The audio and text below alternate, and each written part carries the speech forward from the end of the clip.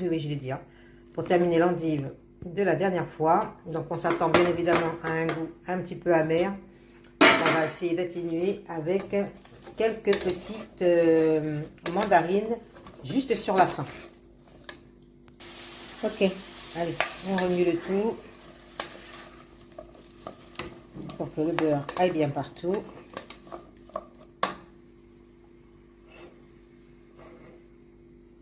Je suis obligée de pencher pour que vous puissiez bien voir à l'intérieur. Voilà. Une fois que c'est fait, je vais incorporer donc le gingembre qui est ici, les oignons rouges, ou plein. Et alors ça c'est ma belle nouveauté, mes échalotes, mes petites échalotes, je les mets entières sans les couper.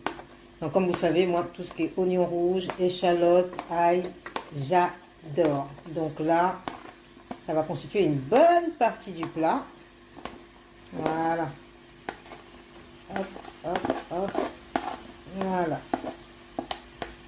Tout y est. La casserole est déjà pleine.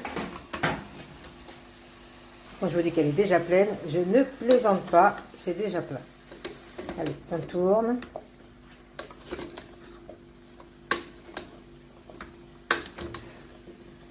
Et on va tout simplement... Regardez-moi ce mélange de couleurs, du vert, de l'orange, et une bonne partie du, je sais pas, du violet, on dirait, du parme. Voilà. Ok. On tourne le tout.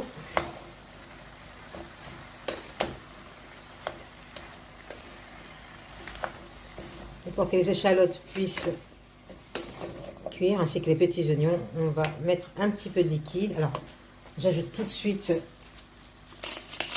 du poivre. Alors, c'est un poivre 5 baies.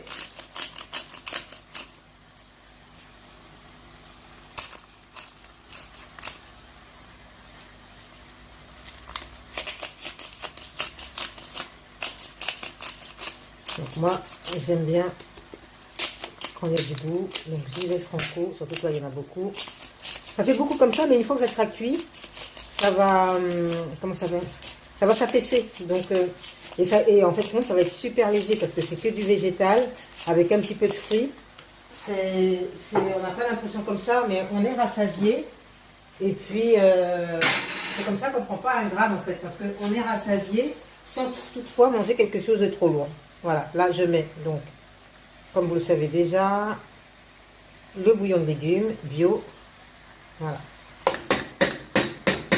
Pourquoi je prends celui-ci? Parce qu'il a quasiment pas de gras. Donc des fois je peux me faire juste un bouillon juste en versant de l'eau. Et ça me va très bien. Voilà. Donc là, on va tourner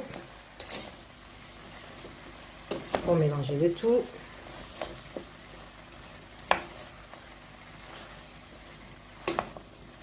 Voilà. Et pour cuire le tout, c'est mon reste de soupe. Alors c'était une soupe que j'ai achetée au magasin bio. C'était butternut et je sais plus quoi. Je l'ai dit dans les autres vidéos.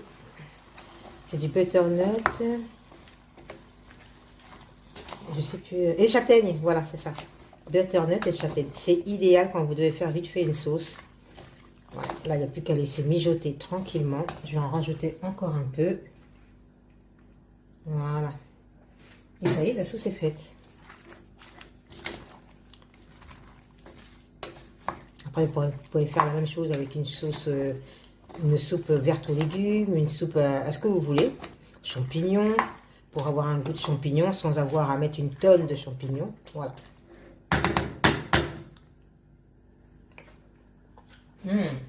C'est super. On va mettre le reste. Hein. Voilà. Et comme on ne gâche pas.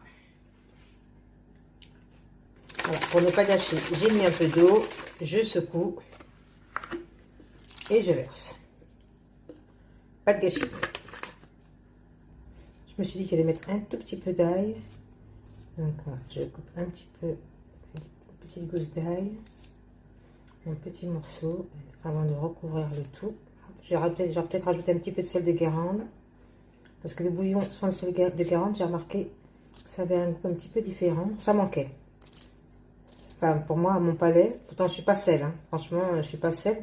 Mais quand je mets juste le bouillon sans mettre un petit peu de sel, ça manque. Après, on va voir, on réajustera un peu plus tard pour tout ce qui est le poivre et autres.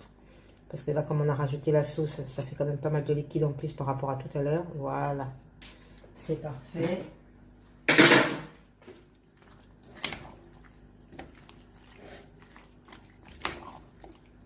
Voilà. On va laisser cuire tout ça.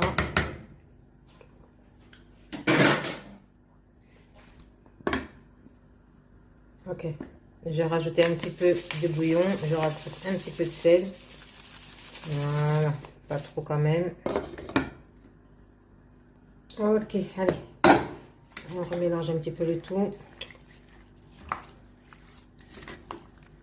Donc là, je suis à feu doux. Hein. Je suis à feu doux. Vous pouvez constater une très belle couleur de tous nos ingrédients. Vers la fin, je mettrai juste un petit peu d'herbes aromatiques. Alors, je crois que c'est de persil que j'avais congelé.